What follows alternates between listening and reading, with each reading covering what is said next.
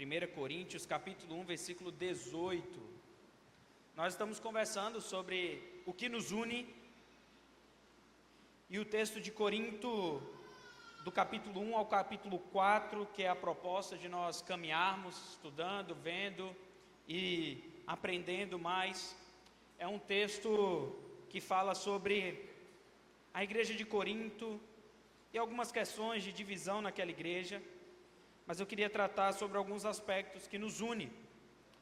E hoje nós vamos ver que o que nos une é a história da cruz.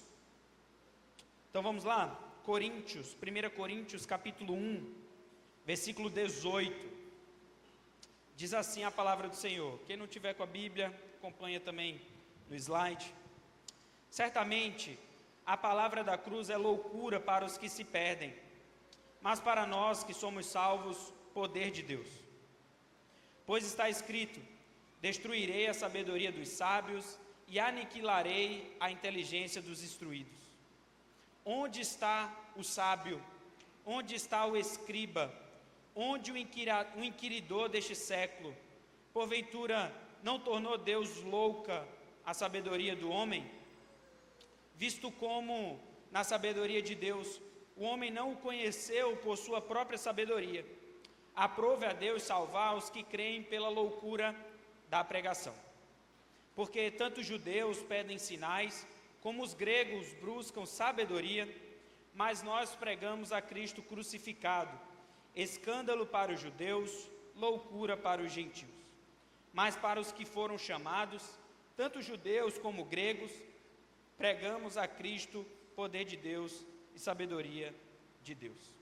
Porque a loucura de Deus é mais sábia do que os homens, e a fraqueza de Deus é mais forte do que os homens. Vamos orar ao Senhor? Pai bendito, colocamos nossas vidas diante do Senhor, porque a nossa sabedoria é ínfima diante da sua sabedoria e do seu poder. Que o Senhor, Pai, fale conosco nessa noite, para que entendamos que o poder não está em nós, não está em qualquer objeto do culto, mas está somente na palavra do Senhor. Que o Senhor fale conosco nessa noite, em nome de Jesus, amém. Irmãos, todos nós somos compostos de histórias. Você já ouviu uma palavrinha chamada folclore? Já ouviram falar sobre folclore brasileiro? E alguns personagens famosos do folclore brasileiro, vocês já ouviram falar? Vocês já ouviram falar em um tal de Saci Pererê? As crianças já ouviram?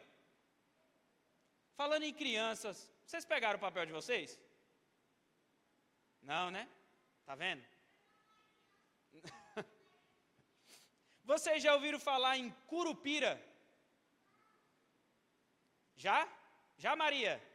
Maria já ouviu falar. Vocês já ouviram falar na Iara, a sereia Iara? Vocês já ouviram falar também no tal de lobisomem?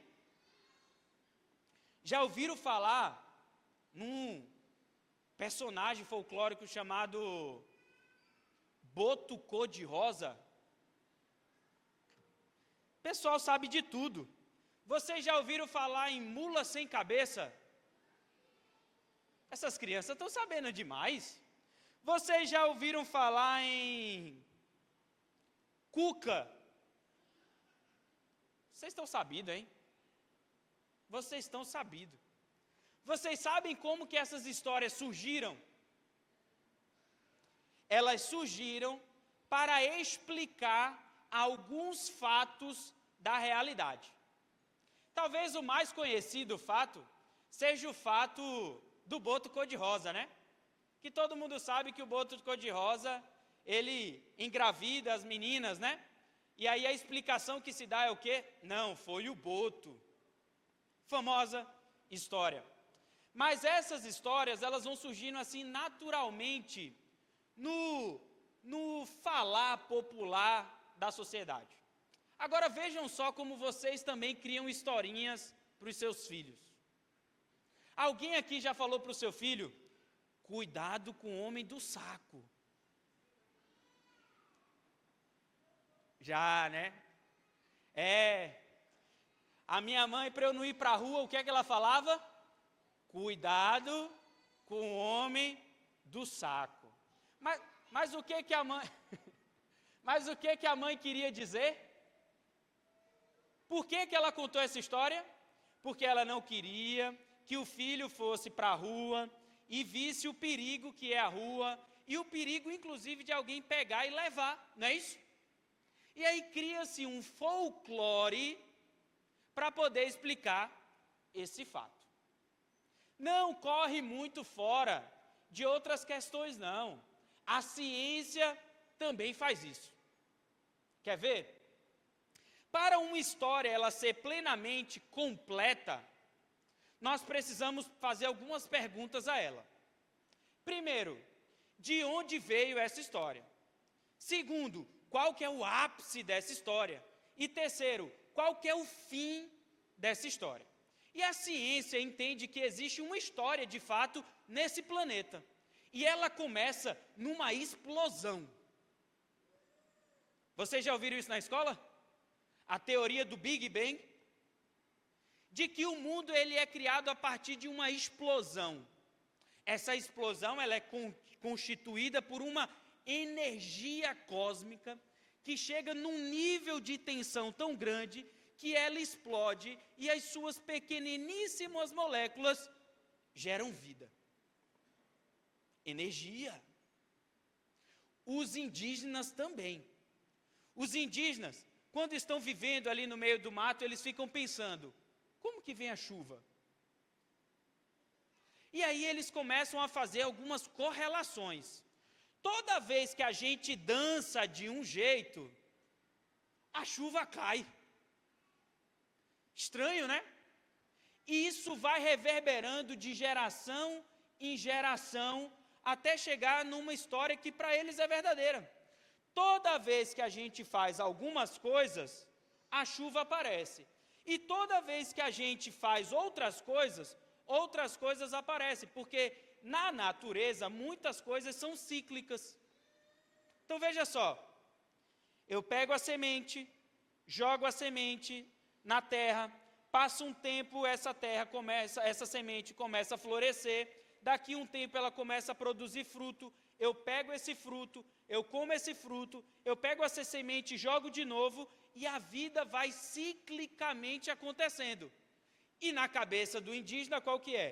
Toda vez que eu faço isso, o resultado é esse. Ciência funciona assim. Agora nós, cristãos e crentes, temos uma história diferente e distinta da ciência. A ciência criou um negócio chamado metodologia científica. E a ciência, dentro da metodologia científica, passa a explicar a partir desse instrumento todas as coisas. Então, para caber dentro da metodologia, nasce teorias que não são comprovadas também.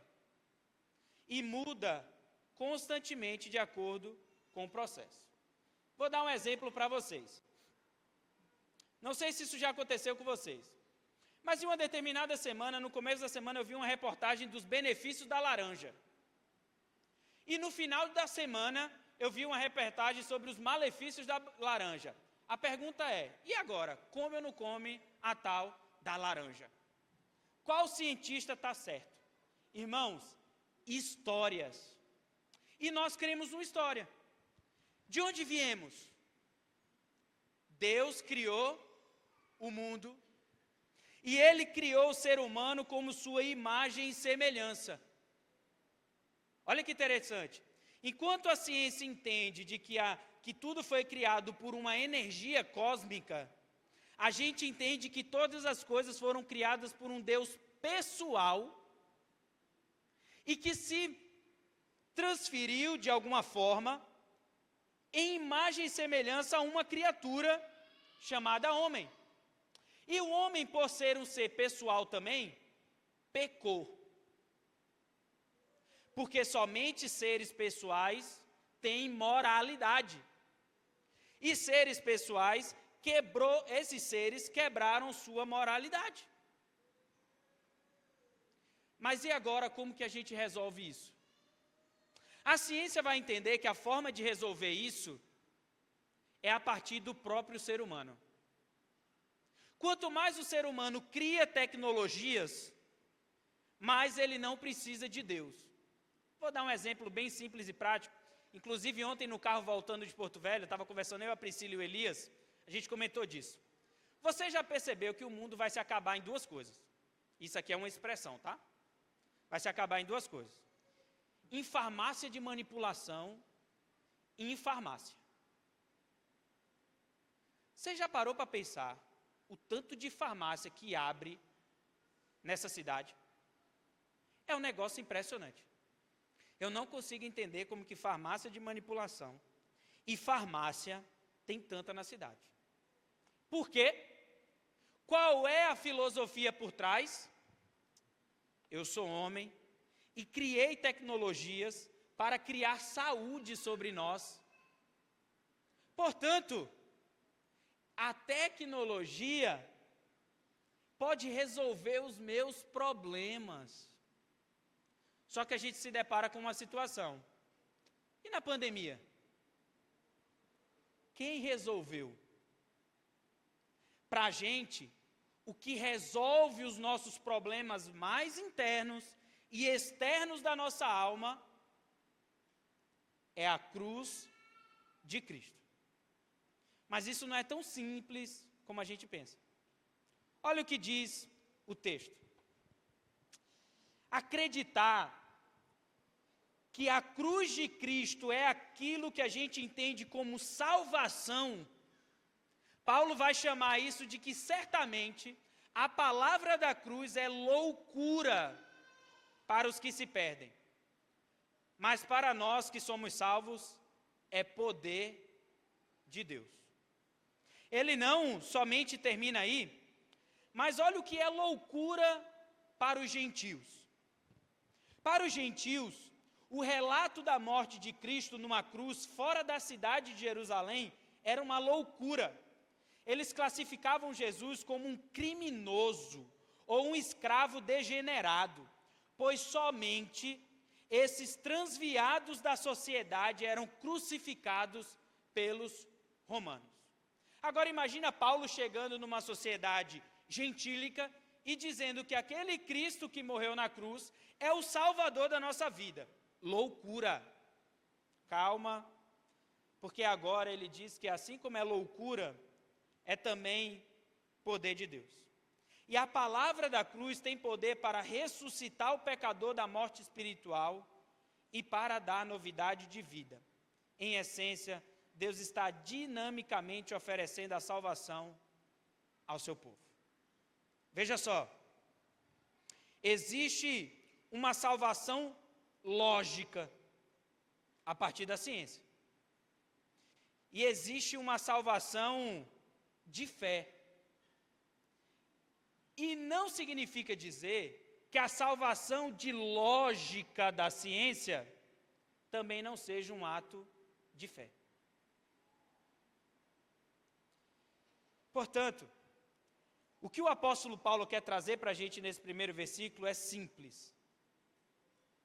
A ciência pode ter sua sabedoria, mas ela precisa estar abaixo do poder de Deus. O texto diz o seguinte, de que na citação trazida pelo apóstolo Paulo do texto de Isaías, o texto diz o seguinte, que Deus destruirá a sabedoria dos sábios e aniquilará a inteligência dos instruídos. O que o apóstolo Paulo, quando traz essa citação, está querendo dizer? Ele está querendo dizer algo simples, de que essa lógica humana, ela não é capaz de responder os anseios da alma humana. Portanto, a sabedoria de Deus é tão plena de que ela destrói a sabedoria dos sábios e ela aniquila a inteligência dos instruídos. E aí Paulo traz outra citação, numa espécie de provocação a esses irmãos, e dizendo: onde está o sábio? E o sábio aqui são os mestres da lei que não conseguiram interpretar as escrituras. E ele pergunta: cadê eles? Onde eles estão? A segunda pergunta é: onde estão os escribas? Aqueles homens que copiavam a lei do Senhor e também erraram na interpretação das escrituras. Por último, onde o inquiridor deste século? E o inquiridor deste século são os filósofos. Lembra, Paulo está enviando uma carta aos Coríntios, uma cidade grega, formada por filósofos. Nas suas praças haviam discussão, e a pergunta deles é bem assim: onde estão os filósofos? Agora deixa eu contar para vocês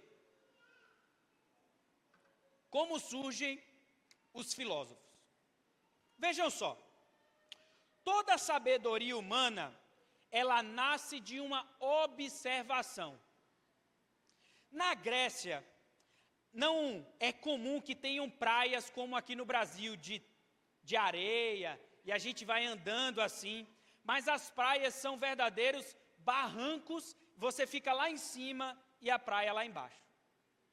Na observação das coisas e tentando pensar e projetar como isso aconteceu, quando o mar fica revolto, como que eu explico? Quando o mar fica calmo, como que eu explico? O filósofo, então, tem uma grande ideia. E a ideia é: quando Netuno, já ouviram falar em Netuno? Mitologia grega. Quando Netuno fica com raiva da gente, o mar fica bravo. Mas quando Netuno está de boa com a gente, o mar fica calmo. Quando eu obedeço a Netuno, o mar está calmo. Quando eu brigo com Netuno, o mar fica revolto. Aí a pergunta do apóstolo Paulo é o seguinte: é isso que vocês têm para explicar? Agora olha que interessante. Nós somos seres pessoais. E nos relacionamos com seres pessoais. Então olha como que funciona a lógica da religião. A lógica da religião funciona assim: o mar fica revolto porque Netuno está com raiva de mim. Eu tenho que fazer alguma coisa para Netuno ficar calmo comigo.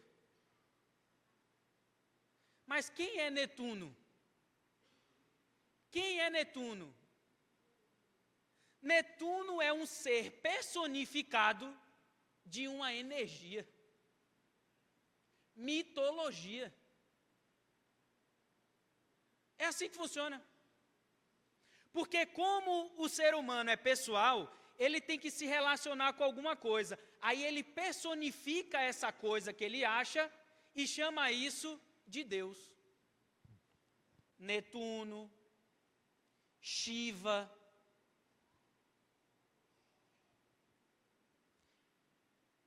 Isso não está muito fora da gente. O catolicismo faz a mesma coisa. Personifica nos seus santos. Exatamente igual. Porque a fórmula da religião é: eu faço para alguém me dar. E aí você pensa: mas aí os cientistas não são religiosos. Que nada, é a mesma lógica. A filosofia parte do mesmo pressuposto desse exemplo que eu dei de Netuno. Portanto, ele termina o verso 20 dizendo: porventura, não tornou Deus louca a sabedoria do mundo? E por que Paulo fala disso? Porque Paulo está olhando e falando assim: vocês acreditam em Netuno? Vocês conseguem acreditar em Netuno? Vocês acreditam em Poseidon. Vocês acreditam em Zeus. Não é possível. É possível.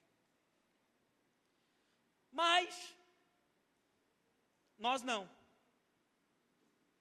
Nós acreditamos num Deus que se revela a nós. E o verso 21 nos mostra isso quando ele diz: visto como, na sabedoria de Deus, o mundo não o conheceu por sua própria sabedoria. Veja só, para explicar as coisas do mundo, o ser humano criou uma sabedoria própria que não condiz com a realidade do mundo. Mas, no Evangelho, Deus se revela à humanidade. Pela sua própria sabedoria, não tem como conhecer a Deus. E qual foi o versículo que nós lemos hoje no final da nossa escola dominical? Romanos 11, final do capítulo, o texto diz: ó profundidade da riqueza, tanto da sabedoria como do conhecimento de Deus, quão insondáveis são os seus juízos, quão inescrutáveis os seus caminhos. Quem, pois, conheceu a mente do Senhor? Quem foi o seu conselheiro? Ou quem primeiro deu a ele para que lhe venha a ser restituído? A sabedoria de Deus só é possível ser conhecida se Deus se revelar a nós. Agora, como ele fez isso? E o versículo 21 continua: aprove a Deus salvar os que creem pela loucura da pregação. Como foi que Deus resolveu se revelar o seu plano de salvação ao ser humano? Através da loucura da pregação. Que pregação? A pregação do Cristo que foi morto na cruz para pagar pelos nossos pecados. Agora, a ideia de um Cristo que morre na cruz pelos nossos pecados é uma loucura. Mas vejam só, e vamos aprofundar um pouquinho mais esse versículo. O verbo aprover traz a ideia de soberania de Deus. Deus decretou, como trouxe o senhor Ademir hoje de manhã, a teologia dos decretos de Deus. Deus decretou que a forma pela qual as pessoas fossem salvas seria pela pregação da mensagem da cruz. E todo mundo que é salvo precisa ouvir a mensagem da cruz. Loucura? Loucura. E eu vou dizer mais: você não acredita muito não. Você não acredita muito não. Normalmente nós ficamos mais pensando, quem vai pregar? A gente fica pensando, nossa, a pregação foi ruim hoje. Inclusive hoje eu já estou ciente que quando eu entrar no carro, Edmilson, minha esposa vai falar, hoje não foi bom não. Tem hora e tem momentos que a gente traz algumas pessoas para a igreja e a gente chega aqui, quem vai pregar hoje? Tal pessoa. Dia não foi bom para vir. Né? O problema é que a gente acha que a pregação ela está totalmente ligada à pessoa que prega. E não à mensagem que é pregada.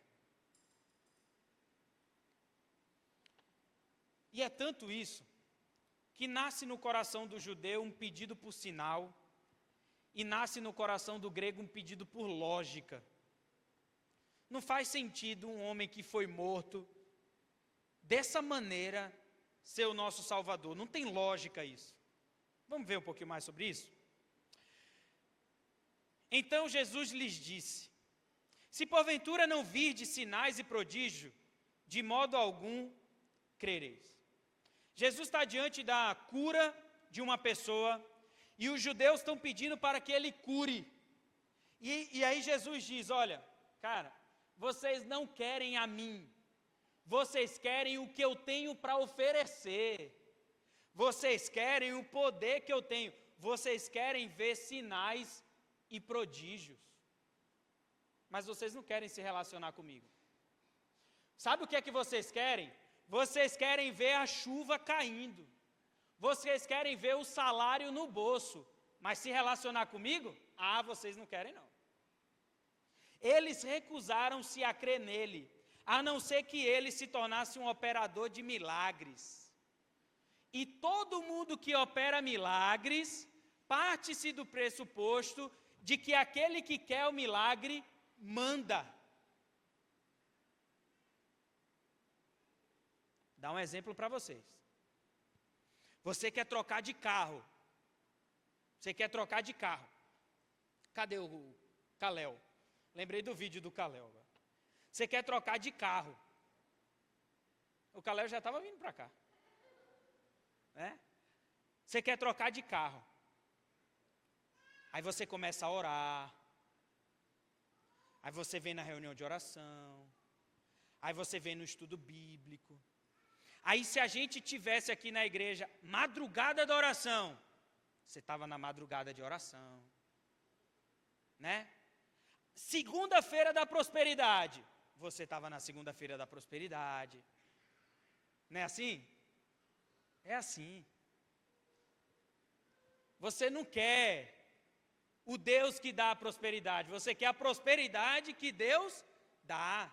Sabe o que é que você quer? Você quer manipular. Romanos capítulo 1 e 2 fala como os judeus instrumentalizaram a pessoa de Deus. Eu faço isso, e porque eu fiz isso, você tem que me salvar. Um dia, estava conversando com um jovem que o pai estava na UTI há 24 dias, mais ou menos. Fez uma cirurgia bem grande aqui, ficou muito tempo na UTI. E eu conversando com o filho dele, ele falou bem assim: Caio, eu tenho certeza que o meu pai vai sair dessa. Eu levei um susto. Essa certeza toda. Por quê? Ele falou bem assim: porque meu pai honrou até a morte os seus pais. Então agora ele tem que viver. Bicho é macho, né? Bicho é bom, né? Irmãos, sinais significa que eu preciso ver para poder crer. O nome disso é desconfiança. O nome disso é instrumentalização. Não vai para frente não. Mas vejam só, porque os gregos buscam sabedoria, e os gregos aqui não necessariamente são as pessoas que nascem na Grécia, mas naquela época, todo mundo que estava de influência da língua, da filosofia e da cultura grega. Olha o que aconteceu. Os filósofos estoicos e epicureus, que Paulo se encontra com eles lá em Atos capítulo 17, eles buscavam razões para a sua existência nesse mundo. Dotados de mente inquisitiva, eles e seus conterrâneos buscavam sabedoria, explicar a realidade como tal. E a gente? Aí a gente acredita nessa história. Mas nós pregamos a Cristo crucificado. Escândalo para os judeus, loucura para os gentios. Vamos ver por que escândalo? Uma interpretação e uma tradução pode ser pedra de tropeço. Do ponto de vista de um judeu, Deus amaldiçoava eternamente uma pessoa crucificada. Mesmo a simples referência a uma tal pessoa era ofensiva a um judeu de sensibilidade religiosa. E também, na verdade, identificar um homem crucificado como o Cristo, ou o Salvador, ou o Messias, era o extremo da insensibilidade religiosa.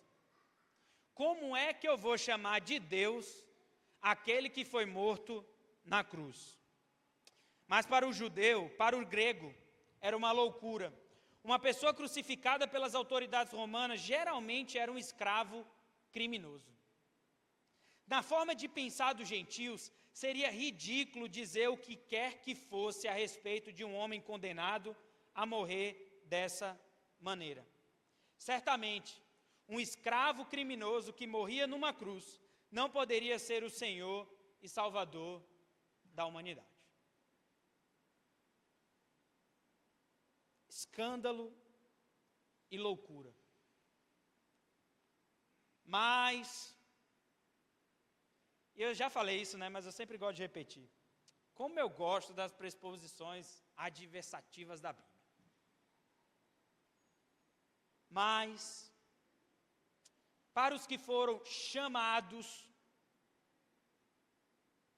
tanto judeus como gregos, pregamos a Cristo o poder de Deus e a sabedoria de Deus.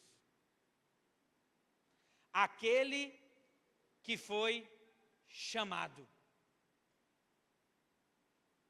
Aquele que recebeu a ação de ser chamado. Aquele que Deus chama. A esse pregamos a Cristo, poder de Deus e sabedoria de Deus. Porque a loucura de Deus é mais sábia do que os homens. E a fraqueza de Deus é mais forte do que os homens. Acreditar